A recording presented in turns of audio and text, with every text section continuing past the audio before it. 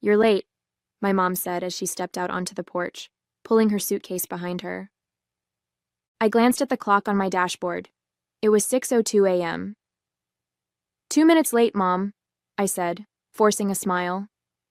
I got out of the car to help with the luggage, but then I saw her, my sister Lauren, emerging from the house with her own suitcase in tow. My smile froze. "What's going on?" I asked, trying to keep my voice steady. My mom turned to me, her expression far too cheerful for the situation. "Oh, Violet, we decided Lauren should come instead of you. She's been so stressed lately, and she really needs this trip." My chest tightened. "Instead of me?" "Mom, I've been planning this for years. I paid for everything." She waved her hand dismissively as if I'd just pointed out something trivial. "And we're grateful, sweetheart. But you're always working so hard. You can take another trip later. Lauren needs this right now." Lauren didn't even have the decency to look guilty. She just smirked, shifting her weight onto one hip. "Thanks for understanding, sis," she said, her tone dripping with fake gratitude. I stared at the two of them, my heart pounding in my chest. My dad shuffled out a moment later, avoiding eye contact as he handed me his suitcase. "This is unbelievable," I said, my voice shaking. "This was supposed to be our trip. Something for me to share with you." "Well, it still is," my mom said with a smile. "Just with Lauren instead. Don't make this a big deal, Violet. Your sister really needs a break." My name is Violet, and for the past 2 years I've been working overtime, saving every spare penny to give my parents a trip they'd never forget. Flights, luxury hotels, guided tours, I planned every detail down to the last dinner reservation. But as I stood there in my parents' driveway, watching my sister get into the back seat of my car, I realized something I'd been avoiding for years. It didn't matter how much effort I put in. In their eyes, Lauren would always come first. I clenched my jaw, biting back the sharp retort sitting on the tip of my tongue. Instead, I forced a tight smile and opened the trunk. "Let's get going then," I said, my voice flat. If they wanted to prioritize her over me, fine. They could go with her. But I wasn't about to let them enjoy it. The drive to the airport was suffocatingly quiet, except for Lauren's incessant chatter.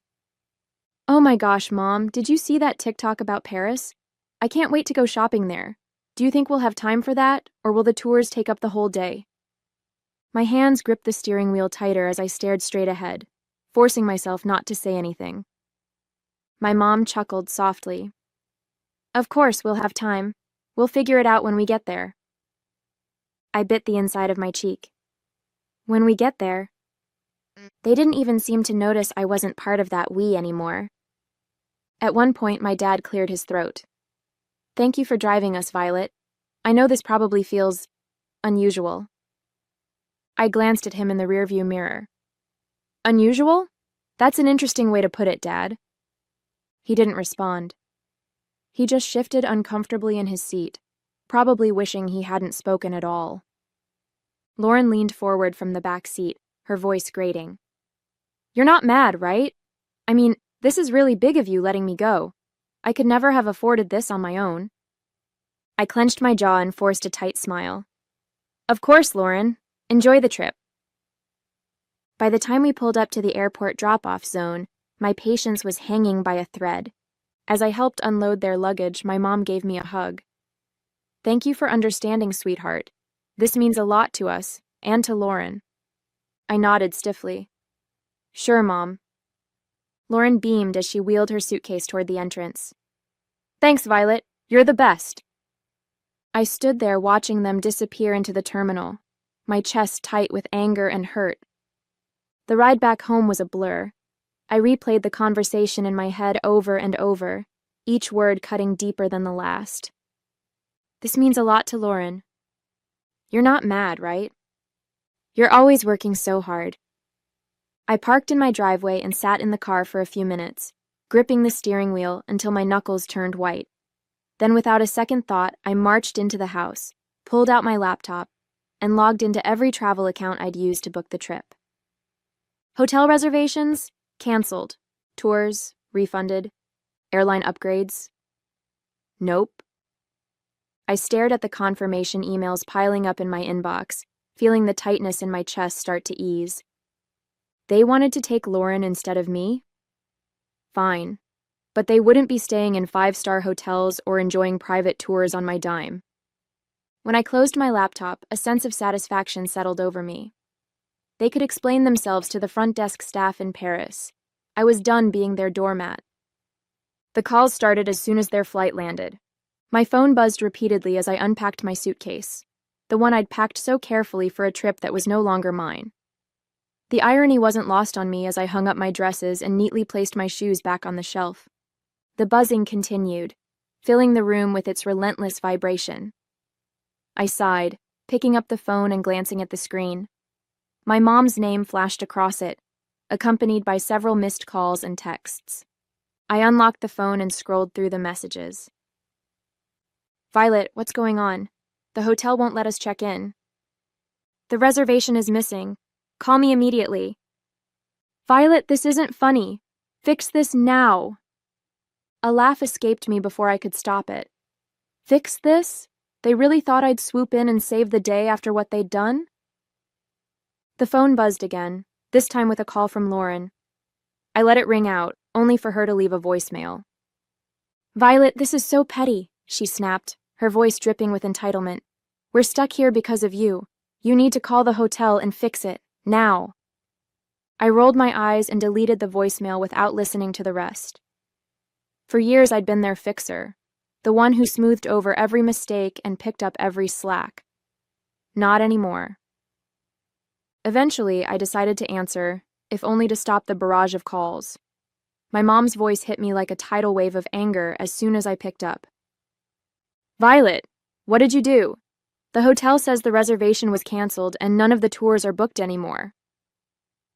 I let her rant for a moment, then calmly replied, I canceled them. There was a long, stunned silence before she hissed, Why would you do that? Oh, I don't know, I said, my tone laced with sarcasm. Maybe because you decided to take Lauren on my trip. You're lucky I even drove you to the airport. We thought you'd understand, she snapped. Understand what? I asked, my voice rising. That years of saving and planning didn't matter because Lauren needed a break? That my hard work meant nothing to you? Guess what, Mom? I don't understand, and I don't care to. I hung up before she could respond and turned my phone off, tossing it onto the couch. The silence that followed was blissful, and I felt like I could breathe again. If they wanted to prioritize Lauren, fine. But they could figure out the rest of the trip without me. The silence lasted only a day. By the next morning, my phone was buzzing again with calls and messages. At first, I ignored them. I spent the day cleaning the house and catching up on work, but curiosity got the better of me by evening. I opened my phone and braced myself for the storm of texts. From my mom, Violet, you've gone too far. Your sister is in tears and your father is furious. We can't get into any of the hotels you booked. From Lauren, you're acting like a child. I don't get why you're making this such a big deal. Just fix it already. And finally from my dad, we need to talk, this isn't right. I set the phone down, shaking my head. For years, I'd been the one to fix things, to make sure everyone was comfortable and happy. Now that I'd taken a step back, they didn't know how to handle it. I poured myself a cup of tea and sat down at the kitchen table, letting the anger simmer. How dare they expect me to clean up their mess? How dare they act like I was the one in the wrong? The next call came minutes later, and this time I answered. Violet, my mom barked before I could say a word. This isn't funny anymore. We're stranded. Do you have any idea how embarrassing this is? I took a slow sip of my tea. Embarrassing? You think this is embarrassing? Try saving for years, planning every detail, and then being told you're not even part of the trip you paid for. Stop being dramatic, she snapped. Lauren needed this more than you. And now she can figure it out, I said firmly. You made your decision, Mom. You wanted to take Lauren instead of me? Fine, but don't expect me to fund her vacation. We're family, she hissed. We don't do this to each other. I let out a bitter laugh. Funny, I was just thinking the same thing. Lauren's voice came through the background, whining, "Mom, just hang up on her, she's being impossible." That was the final straw. "Enjoy your trip," I said, my tone icy. "Oh, wait, you can't, because it's not your trip. It was mine, and now it's nobody's. Goodbye." I hung up before she could respond and turned my phone off again. For the rest of the evening, I felt an odd mix of anger and relief. Anger that they'd put me in this position, but relief that I'd finally stood up for myself. They could call me dramatic all they wanted. For the first time in my life, I wasn't letting them take advantage of me. The next few days were blissfully quiet. With my phone turned off, I finally had space to think clearly, free from the barrage of guilt trips and accusations. I spent my mornings sipping coffee on my back porch, enjoying the calm I'd craved for so long. My afternoons were filled with work and catching up on little projects I'd been putting off, things that reminded me how capable I was when I wasn't bogged down by their endless demands. But by the third day, curiosity got the better of me. I turned my phone back on to find over a dozen voicemails waiting for me. The first few were from my mom, growing increasingly hysterical with each one. "Violet, you need to call me back right now. This has gone too far. I can't believe you're doing this. You've humiliated us. We're your parents. How could you treat us this way?" Then came Lauren's messages, full of the same entitled tone she'd always used. "This is so petty, even for you. You're ruining everything. Just fix it, Violet." And finally my dad's voice, quieter but no less pointed. "Violet, I don't understand what's happened to you. Call us back so we can sort this out." I hesitated before listening to the final voicemail, a long one from my mom. Her voice was quieter this time, tinged with frustration and exhaustion. "Violet," she began, "we're back at the airport now. The trip is ruined, and I hope you're happy with yourself. Your sister is devastated, and your father and I are, well, disappointed doesn't even begin to cover it. Call us when you're ready to talk." I deleted the voicemails without replying. I wasn't ready to talk, and honestly, I didn't know if I ever would be. This wasn't a one-time mistake. It was the culmination of years of them putting Lauren first and expecting me to accept it with a smile. As the hours passed, I found myself reflecting on all the times I'd been overlooked or dismissed. Every holiday where Lauren's whims dictated the plans. Every family gathering where my accomplishments were treated as afterthoughts. This trip had been the breaking point, but the cracks had been forming for years. That evening, Grace stopped by unannounced, carrying 2 cups of coffee and an unmistakable look of curiosity. "I heard about what happened," she said, setting the coffee on the table. "Your mom called me yesterday." Of course she had. My mom had always been good at recruiting allies when she wanted to guilt me into compliance. "And?" I asked, taking a sip. Grace shrugged, a sly smile creeping across her face. "I told her you were probably busy and would get back to her when you were ready." I laughed, shaking my head. "You're the best." "No, you're the best," she said, her tone suddenly serious. "Because you finally stood up for yourself. I know how hard that is, Violet. Don't let them drag you back down." Her words stuck with me long after she left. Grace was right. I'd spent too long bending over backward to please people who never seemed to care about my efforts. It was time to break that cycle, once and for all. By the time the weekend rolled around, I felt a strange sense of clarity. The anger was still there, simmering under the surface, but it was joined by something I hadn't felt in years. Freedom. Freedom from their endless expectations. Freedom from being the family's fixer. Freedom to finally live on my own terms. But as expected, the silence didn't last. It was Sunday afternoon when I finally got a call that I decided to answer. This time, it was my dad. "Violet," he began, his voice heavy with weariness. "Your mom wanted me to call. She thinks you'll listen to me." "Go on," I said, leaning back in my chair. He let out a sigh. "Look, This has all gotten out of hand. Your mom's upset, Lauren's furious, and, well, it's just a mess. But you're better than this. I stiffened, his words igniting a fresh wave of anger. Better than what, Dad? Standing up for myself? Refusing to let you walk all over me again? That's not what I meant, he said quickly. It's just, you've always been the reasonable one. The one who keeps everything together. This isn't like you. I laughed, a short, bitter sound. You're right, it's not like me. Because I'm not bending over backward to clean up your mess.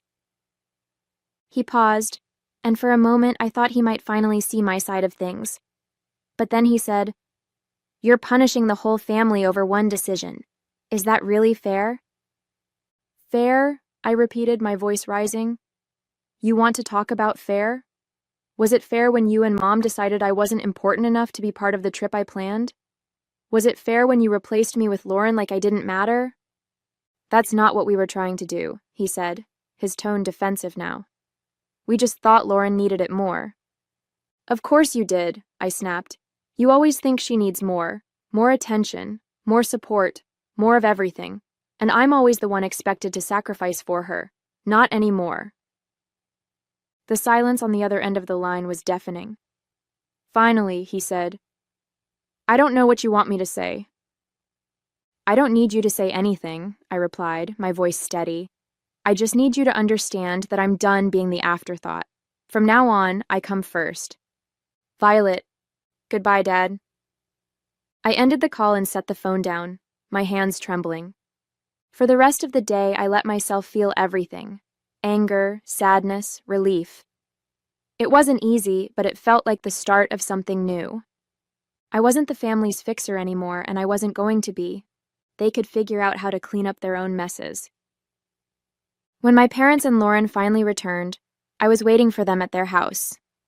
I'd parked in their driveway, sipping coffee and feeling surprisingly calm as I watched their taxi pull up. As they stepped out, dragging their suitcases behind them, their faces were a mix of exhaustion and irritation. Lauren was the first to speak. Well, I hope you're happy, Violet. I raised an eyebrow, staying seated on the porch swing. Happy about what? Our trip was a disaster, my mom snapped, waving her hand as if to brush the whole thing away. We spent the entire week staying in dingy hotels and eating terrible food because we couldn't afford anything decent. And don't get me started on the tours, Lauren chimed in, crossing her arms. Oh, wait, there weren't any. Do you know how embarrassing it was to show up and be told there was no reservation? I took another sip of coffee, letting their complaints wash over me. Sounds rough, I said finally, my voice calm. But you wanted to take Lauren, remember? I'm sure you all had some great bonding time.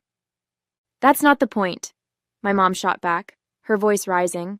You knew we couldn't afford all the things you'd planned. You set us up to fail. And I stood up, setting my mug down on the small table next to me. No, Mom, I didn't set you up for anything. I planned a trip for the three of us. Something special I'd been saving for years. You're the ones who decided to cut me out at the last second. My dad finally spoke up, his tone quieter but no less accusatory. You didn't have to cancel everything, Violet. That was extreme. Was it? I asked, folding my arms. Why should I have paid for a trip I wasn't even invited to? If Lauren needed it so badly, you should have planned it yourselves. You are lucky that I didn't cancel the return flight. Lauren rolled her eyes. You're so dramatic. It's just money, Violet. And you're so entitled, I shot back, my patience finally snapping. Do you have any idea how much work and sacrifice went into planning that trip? Or do you just assume things magically appear for you because someone else takes care of it? They stood there, stunned into silence for a moment. I've spent years being the responsible one, I continued, my voice steady but firm. The one who fixes things, plans things, makes sure everything runs smoothly, and you've spent just as long taking it all for granted. That's not fair, my mom started, but I held up a hand to stop her. No, Mom, what's not fair is how you treated me. You chose Lauren over me, like always. So I chose to stop being your doormat. You didn't want me on the trip? Fine. but you don't get to enjoy the benefits of my hard work without me. I grabbed my bag from the porch swing and turned to leave. I'm glad you're back safely, but don't expect things to go back to the way they were. I'm done. As I walked to my car, I heard them calling after me, their voices a mix of anger and guilt. But I didn't look back. The drive home from my parents' house felt strangely peaceful. For years, every visit had left me emotionally drained, but this time I felt lighter. I'd finally said everything I'd been holding in, and for once, I wasn't worried about their reaction. When I got back to my house, I made a cup of tea and sat on the couch, replaying the confrontation in my head. They'd been so sure I'd fold, that I'd give in like always. But watching their stunned faces as I walked away was a reminder of how much I'd changed. They could be angry, hurt, or embarrassed. It didn't matter anymore. I was done living my life to meet their expectations. The next day, I got a call from Grace. "How'd it go?" she asked, not bothering with pleasantries. I laughed, leaning back against the kitchen counter. "Exactly like you'd imagine. They're furious, Lauren's pouting, and Mom is probably trying to figure out how to guilt me back into line." Grace let out a snort. "Let her try. You've got a backbone now, and I'm here to make sure it stays in place." I grinned, grateful for her unwavering support. "Thanks, Grace. I mean it. You've been my rock through all of this." "Anytime," she said, her voice softening. "So what's next for you, now that you're not playing family fixer anymore?" That question had been circling in my mind since the confrontation. What was next?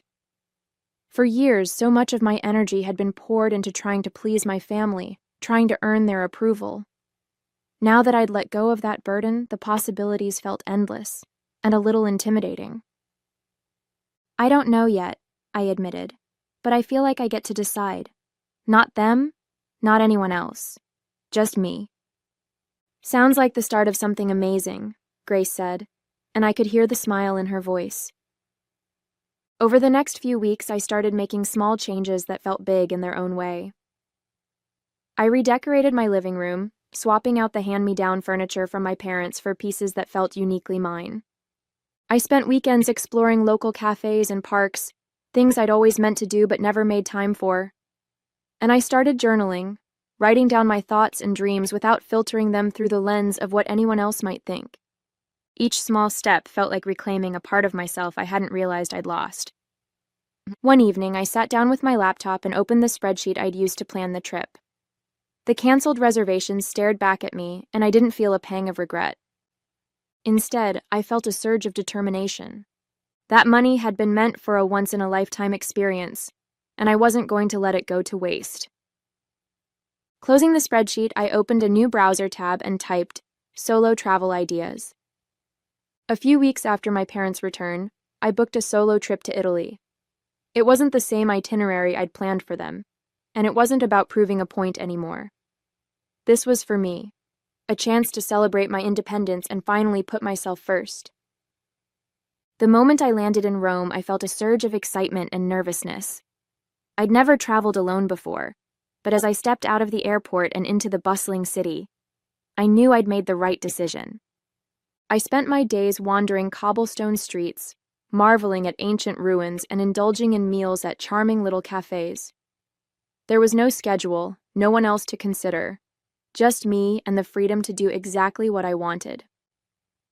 One afternoon, while sitting on the Spanish steps with a gelato in hand, I pulled out the journal I'd brought with me. For years, I'd written about what I wanted to achieve, but those dreams were always wrapped up in making someone else happy. Now, as I wrote, the focus shifted. Learn a new language, start a small business, travel to at least 5 more countries. The list grew, each goal a reflection of the life I wanted to create, not the one I'd been expected to live. On my last night in Florence, I had dinner at a small family-run restaurant overlooking the Arno River. As I watched the sunset paint the sky in hues of orange and pink, I felt a deep sense of peace. This trip had been more than just a vacation, it was a turning point. I'd spent so much of my life trying to earn my family's approval, but here, thousands of miles away, I realized something important. I didn't need it. I was enough, just as I was. When I returned home, my parents tried to reach out again, this time with softer tones and carefully worded messages. "Hope you had a nice trip," one text from my mom read. "Maybe we can all talk soon?" I stared at the message for a moment before setting my phone down. I wasn't ready to reply, and that was okay. This time, it would be on my terms. As I unpacked my suitcase and placed souvenirs on my shelves, I felt a sense of pride. A week after returning from my trip, I received a call from my mom. This time I answered. "Hi, Violet," she began, her tone unusually soft. "How was your trip?" "It was amazing," I replied, keeping my voice neutral. "That's good to hear," she said, pausing as if searching for the right words. "We've been thinking a lot about what happened. Maybe we handled things poorly." The admission surprised me, but I wasn't ready to let her off the hook just yet. "Poorly? You replaced me on a trip I planned and paid for without even asking. Poorly is an understatement." "I know," she said quietly. "Your dad and we didn't realize how much it would hurt you." "And Lauren?" I asked. "Does she feel bad too, or is she still blaming me for ruining her vacation?"